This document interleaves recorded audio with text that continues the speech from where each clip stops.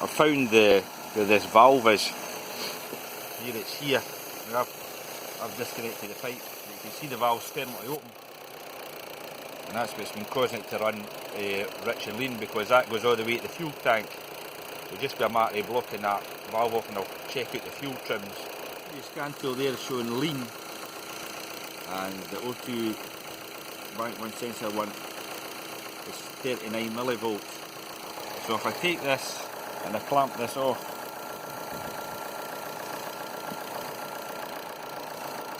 you can see it then.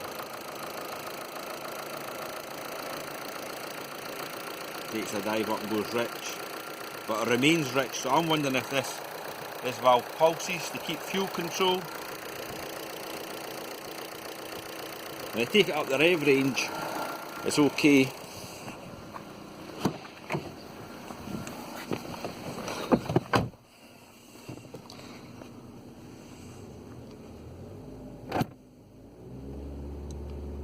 So you can see it switches fuel control okay, as long as you go up the rev range. Oh, the fastest right enough. I'll check out that heater circuit.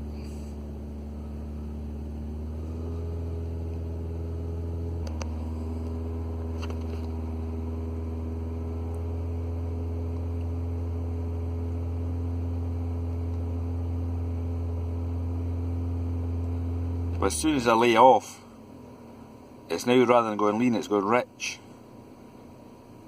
So I think there must be a certain amount of bleed goes in there. We'll wait and see. The quest goes on. So as I said to you earlier on, this is a valve here. So I've clamped it off, but I'm going to do a circuit integrity check. So I just used one of these Bosch PFI Noid lights. They're usually used for checking injectors, but for this it's ideal, fits into these pins fine. So I'll just set that up here, see if we can see it. As we turn the car on, it should flash.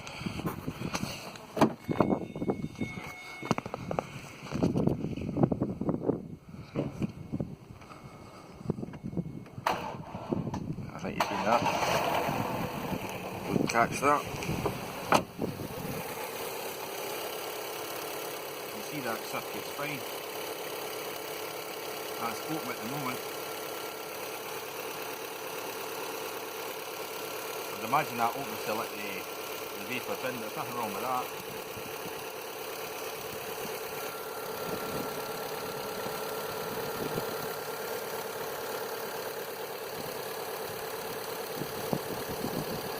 Put that hose off. There I can control the fuel tank ventilation.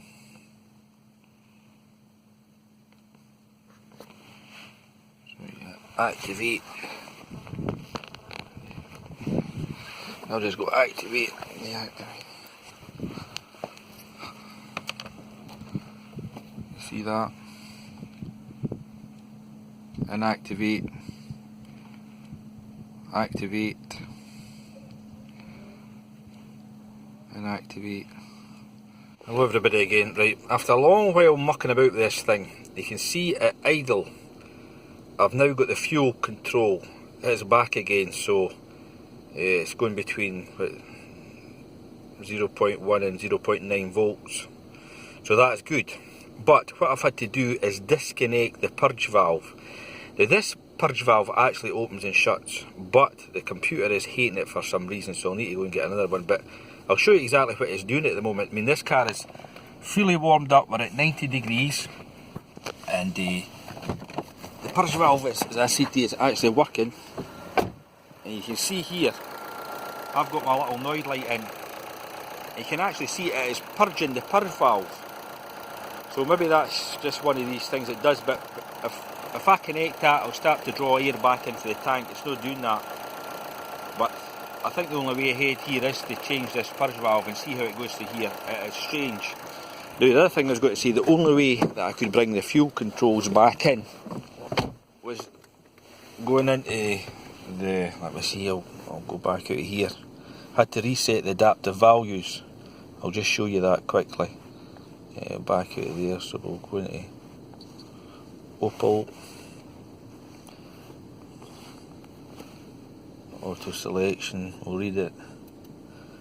I maybe read it, but it doesn't actually recognise it. It just fails to decode it. So this is a 08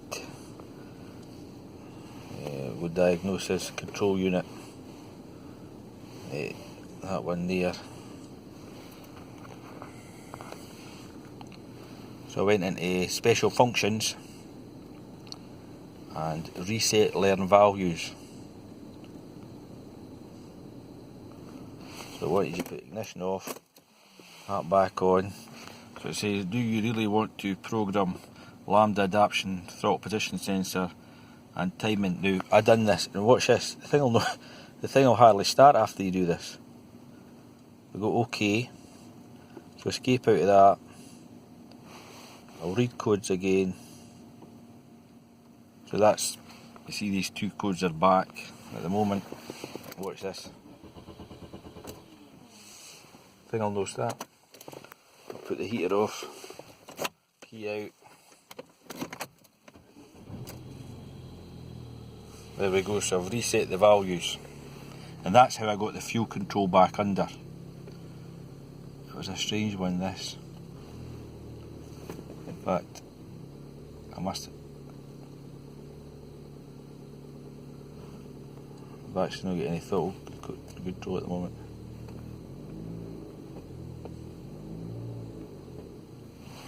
Read codes. See, there we go, battery voltage range performance. It's not like that battery for some reason.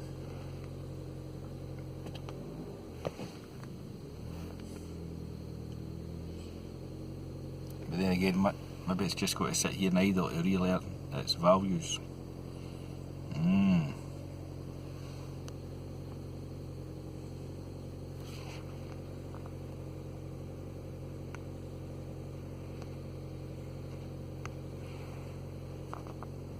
Let's see if I can get out of this and reset erase the codes. Let's just cut out.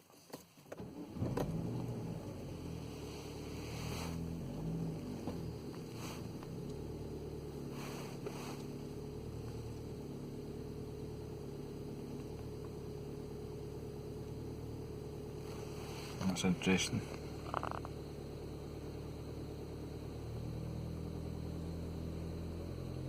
Get back to you when it clears. There's a problem with this car. You can see them, the little green crusties. What a pain in the neck, man. Oh dear, water intrusion. Have a lid. There's two multi-plugs. What a stupid place to put them. Down for the scuttle, but there you go. Water intrusion. So there's the back multi-plug. It looks fine. That one looks okay. It's this one at the front. You can see that there. So, computer and multi-plug, I think. So I thought it'd be good to just to show you all that, the struggles I had with this car. So it was a, the said water intrusion into the computer. Now my question here, has anybody ever dismantled one of these multi-plugs, because it looks very tight, and I just wonder if there's another way to clean it out. I certainly know I need another computer, because some of these pins on the board are they're loose, so the water's got right into the board. But I was just wondering if I can get away with just, well, maybe just try the the multi-plug in the new computer. And obviously I've got to program it back in, and you can see there off this car I have the original pin security code, so we're good there. But the new module that I get, I have to get the pin security code off that as well, and hopefully that's had a Tech 2 reset. So if I get when I get the computer, that should be Monday, I'll show you the process of changing it out. So I hope we all learned something for that. I certainly did. It was a real head scratcher, that. It was bizarre. Anyway, cheers. Actually, just quickly at the end, when you actually review the original fault codes, it actually said there about what, the 8th or 9th one down, replace electronic control unit, and it says it twice. So even the fault codes flagged it up, but you tend to ignore that because fully you thought the thing was working. But anyway, so there you go, the computer actually diagnosed itself in this circumstance. Cheers.